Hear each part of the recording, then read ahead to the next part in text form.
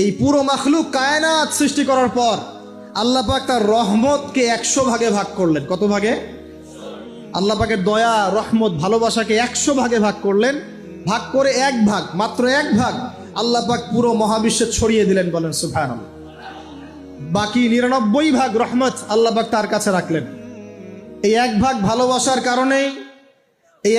ভালোবাসার কারণেই এই যে সন্তান কান্না করলে মায়ের বুক ফেটে যায়, সন্তান অসুস্থ হলে বাবার বুক ফেটে যায়, যেই বাবা সহজে চোখের পানি কাউকে দেখায় না, সেই বাবা জায়নামাজে দাঁড়িয়ে চোখের পানি ছাড়তে থাকে। এই এক ভাগ রহমতের কারণে আমরা দেখি যে রাস্তার কুকুর পর্যন্ত তার বাচ্চাকে চাটে, আদর করে, মহব্বত করে। এই এক ভাগ রহমতের কারণে আমরা আমাদের স্ত্রীদেরকে মহব্বত করি, স্ত্রীকে সুখে রাখার জন্য জীবনটা পর্যন্ত বিলিয়ে দেয়। সকাল থেকে রাত পর্যন্ত কোনো কোনো ক্ষেত্রে হারাম পথে যেতেও দ্বিধা করি না, স্ত্রী সন্তান সুখে থাক এই আশায়, তাই না ভাই? এই এক ভাগ রহমতের কারণে গাভী দেখবেন, গাভী তার বাচ্চাকে প্রসবের পর চাটে, গাটা চেটে পরিষ্কার করে দেয়।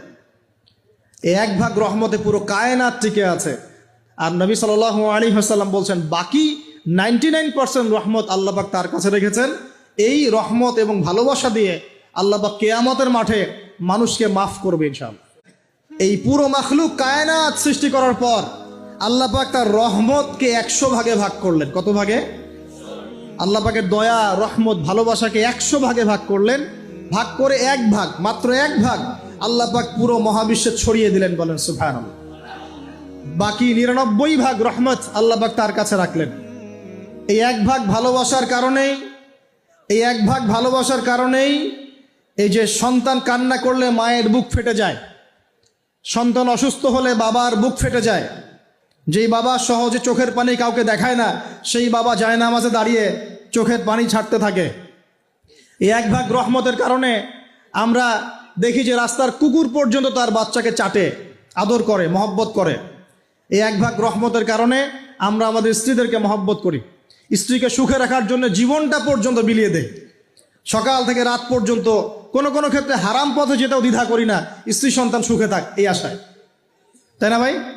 এই এক ভাগ রহমতের কারণে গাভী দেখবেন, গাভী তার বাচ্চাকে প্রসবের পর চাটে, গাটা চেটে পরিষ্কার করে দেয়। এই এক ভাগ রহমতে পুরো কায়নাত টিকে আছে।